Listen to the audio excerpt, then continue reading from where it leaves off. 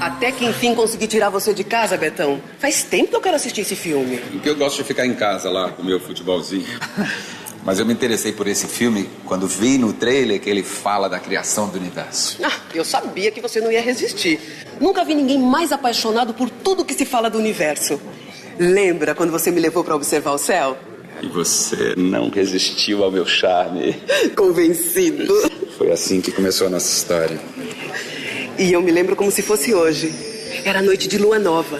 No céu, milhares de pontinhos brilhando. Aí você me explicou que os pontinhos que brilham sem parar... São os planetas que só refletem a luz. E os que piscam, brilham, apagam, brilham, apagam. São as estrelas que possuem luz própria e refletem luz e calor.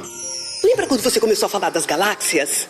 Uma imensidão de estrelas. São bilhões de galáxias com bilhões de estrelas, planetas, pedaços de rochas e até poeira. Tudo girando em torno do mesmo centro por causa da força da gravidade. Mas se já é difícil pensar em uma galáxia, imagina então bilhões de galáxias no universo. E imagina a gente, ser humano, uma poeirinha no meio disso tudo. Esse é um assunto que sempre me encafifou. Eu queria entender como é que tudo começou. Como assim? Como começou o universo. Betão, mas por que você está pensando nisso agora? É que se a gente souber como começou o universo, a gente vai saber também como nasceu o nosso planeta e até como surgiu a vida no planeta Terra. Mas quem sabe o filme explique. Filme é filme, né, Maria Rita? Mistura ficção com realidade. Eu queria conversar, assim, com um especialista no assunto. Um astrônomo, por exemplo. Um astrônomo? E aonde a gente vai achar um astrônomo, Betão? Gente, com licença, eu tô ouvindo a conversa de vocês e, na verdade, eu sou um astrônomo. Meu nome é Marcelo. Prazer, Maria Rita. Olá. E eu sou o Betão, hein? Nossa, eu nunca imaginei encontrar um astrônomo assim. Então, e como vocês, eu também estou interessado em saber como é que o filme vai tratar a história da origem do universo. Mas quando se trata desse assunto, tem muita fantasia, não é? É verdade, né? A humanidade sempre teve muito interesse nesse assunto e desde tempos remotos, né, as diferentes culturas foram criando histórias para explicar o universo, inclusive incluindo deuses, né, que até existiam antes da criação do universo. Que interessante. Então eu cheguei a conversar com índios Guarani, que na época do descobrimento eles ocupavam uma região que é de São Paulo ao Paraguai e o sul até a Argentina. Eles me contaram que o universo, para eles, foi criado por Yanderu, o deus Sol, né, ajudado por Yaraci, a deusa Lua.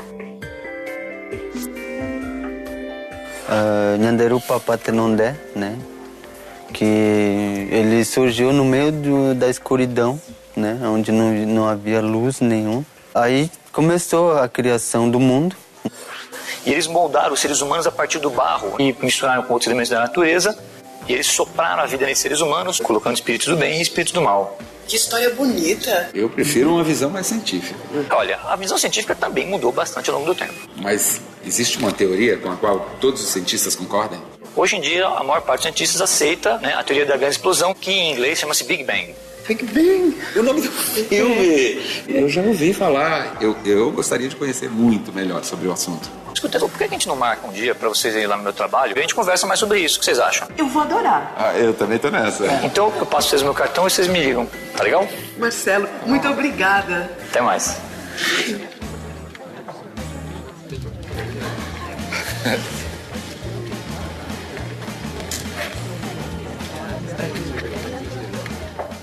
Pessoal, hoje nós vamos trabalhar um experimento simples para entender um pouco melhor a lei de Hubble, a cosmologia e o início do universo. Opa, tem gente aí? Chegaram na horinha. Turma, esses aqui são a Maria Rita e o Betão, eles vão ser os nossos alunos especiais de hoje. Oi. Bom dia. Bom dia. Tá certo? Eu encontrei eles na fila do cinema daquele filme lá, o Big Bang, e nós vamos ver hoje então, né? Eles estavam tão interessados em cosmologia que eu convidei eles para vir para cá, os dois. 2,5, né, professor? Verdade. Pessoal, vamos começar assim. Vocês sabem, o universo está cheio de estrelas, né? E as estrelas se agrupam, né, em galáxias. O que talvez seja uma novidade para vocês é que essas galáxias se movimentam, tá certo? E o movimento delas leva elas a sempre se afastarem umas das outras. Se afastar umas das outras? E como é que a gente sabe disso? No início do século passado, dois astrônomos americanos, né, o Milton Humason e o Edwin Hubble, eles estavam investigando a distância e a velocidade das galáxias. E eles acabaram concluindo que as galáxias de fato se afastam umas das outras e aquelas que estão mais longe são as que se afastam mais rápido. Se elas estão se afastando, então significa que antes elas estavam bem próximas, certo?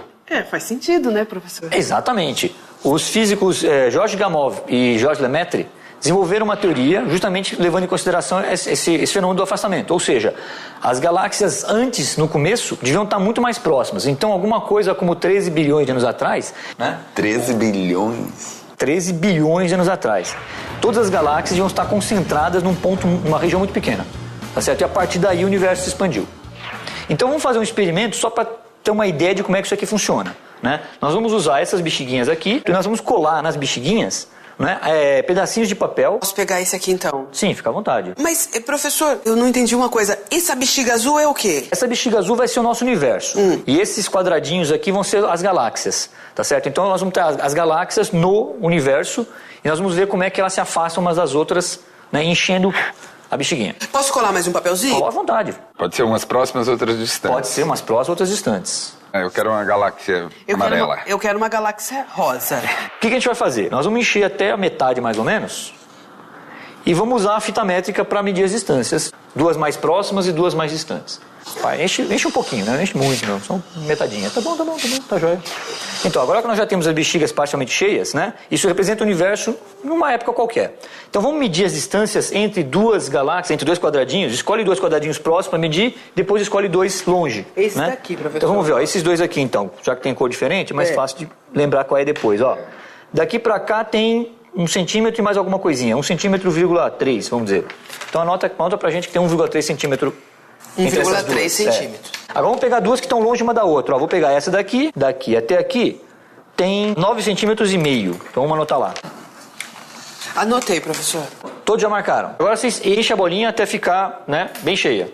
Aí a gente vai medir de novo as mesmas galáxias, os mesmos quadradinhos. Eu enchi bastante, professor. Isso, assim mesmo. Então agora a distância está em 4 centímetros. 4 centímetros. E aquelas duas que estavam longe, então aqui vai dar 22 centímetros. Então ela foi de 9,5 para 22 centímetros. Além disso, é fácil vocês perceberem que todas as galáxias se afastaram umas das outras. Né? Não tem nenhuma que se aproximou, nada disso. A distância de 1,3 centímetro aumentou para 4 centímetros. Então aumentou aí alguma coisa como 2 centímetros, 2,7 centímetros. Tá certo? E aquelas duas que estavam a 9,5 centímetros de distância, agora estão a 22 centímetros de distância, 22,5. Ou seja, as que estavam longe... As que estavam mais distantes se distanciaram mais do que as que estavam pertinho. Foi essa relação que o Hubble encontrou e que hoje em dia leva o nome dele, né? Lei de Hubble. Quer dizer, as galáxias que estão mais próximas se afastam um pouco e as galáxias que estão mais longe se afastam muito mais rápido. Mas isso acontece por quê? Porque o universo está em expansão do mesmo jeito que essa bexiga está em expansão. Mas é o tempo todo, professor? O universo não para de expandir? O tempo todo. Cada galáxia está na sua posição, mas elas vão, né, se distanciando umas das outras, não porque elas estão andando aqui em cima do universo, né? Mas porque o universo está aumentando de tamanho e elas estão se distanciando porque elas estão presas nas suas posições do universo. Tá legal? Então, na época que aconteceu o Big Bang, quando a bexiga estava vazia, né? Big Bang, assim, como o filme lá onde a gente se encontrou. Então, a gente não tinha as galáxias com as estrelas ainda, né? Aquilo era tudo poeira, gás, átomos, certo? Então tudo isso aí vai se expandindo, né? E aproximadamente em 500 milhão de anos, aquela nuvem de gás, né, que é a futura galáxia, aí as partes dela se atraem, né? E começam a juntar, formar nuvens grandes que a gente chama de berçários estelares. As estrelas têm berçário? As estrelas têm berçário. Ai, que lindo, não é, Betão? As estrelas se formam dentro de uma nuvem de gás. Cada estrela, né, vai se formando de uma nuvem de gás, ela sai lá de dentro, né, e aí a estrela está pronta. É assim que nasce uma estrela, isso, certo? Exatamente. E tem estrela nascendo o tempo inteiro ou teve um tempo que nasceu e acabou? Não. Na nossa galáxia, por exemplo, tem várias regiões onde você percebe estrelas nascendo o tempo todo. Né, nos berçários estelares. Quantas, assim, nasce... Você pode falar em alguma coisa como milhões de estrelas nascendo de cada vez, né? Cada vez que... Milhões? Sim, milhões. E os planetas? Então, como é que os planetas são um pouco diferentes, né? As estrelas se formam a partir da maior parte do gás que vai juntar lá, elas vão ficar extremamente quentes, né? De tal forma que na parte central da estrela, os átomos vão ser capazes de provocar reações nucleares. É como se tivesse milhares de bombas atômicas acontecendo, né, por todo segundo lá dentro da estrela. Por isso que a estrela emite luz e calor. Exatamente. E o planeta não emite luz e calor porque não é tão quente. Ele não é tão quente quando começa e nunca chega a ter as explosões nucleares para fazer isso. Professor, mas, por exemplo, um bebê demora 9 meses para nascer. Quanto tempo demora para nascer uma estrela? Daria com o tipo de estrela, mas em geral você vai levar milhares de anos, centenas de milhares de anos, 1 milhão de anos para até se formar completamente e nascer. Professor, mas quem nasceu primeiro, a Terra ou o Sol? Os dois se formaram praticamente juntos, né? O Sistema Solar se formou alguma coisa como 4 bilhões e meio de anos atrás, o Sol na parte central e os planetinhas todos num disco em volta. Então pequenas pedrinhas que depois vão se juntando e formam os planetas. Mais longe, né, tem um material que ficou congelado, são gases que estão congelados, né, tipo água, metano, gás carbônico, e esse material congelado forma os cometas. Então o Sistema Solar tem uma certa estrutura, né? Tem a parte central, né, que é o Sol, a estrela, em volta os planetas, né, e mais longe ainda os cometas todos lá. Bom, pessoal, então por hoje é isso aqui. Essas são as teorias que os cientistas acham, né, as mais interessantes, as que explicam melhor o universo de hoje em dia, a origem da Terra, né, a origem do Sistema Solar e a origem do universo. Tá? Então até a semana que vem. Obrigada pela oportunidade, viu, professor? Nada. Quanto mais eu aprendo, mais eu quero aprender, professor. Bom, tô sempre às ordens, gente. Obrigada, professor. Falou, até mais. Até logo, viu? Até a próxima. Tchau, gente. Vamos pra Uber. Tchau, muito obrigada. Tchau. Vai ser Eu vou levar meu Seu universo, tá? claro.